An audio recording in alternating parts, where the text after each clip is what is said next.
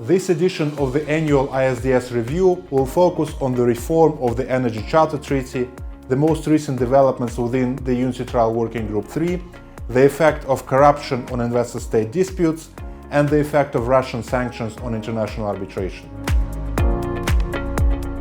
In 2022, states such as Poland, the Netherlands, Spain, Germany, and France decided to exit the Energy Charter Treaty.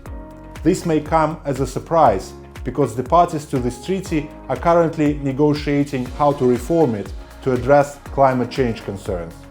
I will explain the key aspects of reforming the Energy Charter Treaty, why more states are withdrawing from this treaty, and why the ECT is likely to remain an important part of the ISDS system in the foreseeable future. We'll also focus on how tribunals deal with allegations of corruption in investor-state arbitration. I will first briefly introduce corruption-related provisions in international investment agreements, and then we'll discuss empirical evidence collected by me from publicly available awards rendered in investor-state disputes over the last several decades.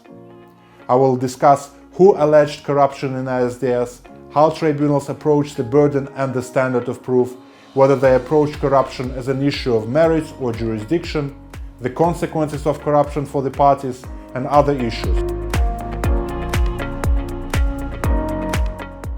In September 2022, I had the honor of participating in the 43rd session of the UNCITRAL Working Group 3 on investor-state dispute settlement reform, which took place in Vienna.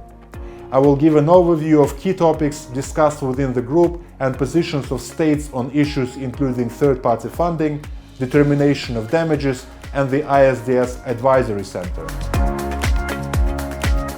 Following the 2022 Russian invasion of Ukraine, the effect of sanctions on arbitration has become an increasingly important topic. Within weeks of the invasion, the European Union, the United States, the United Kingdom, Japan, and other states imposed sweeping sanctions to support peace and the territorial integrity of Ukraine, quickly making Russia the most sanctioned state in the world. We'll cover the nature of Russia-related sanctions, their evolution, and how they affect international arbitration.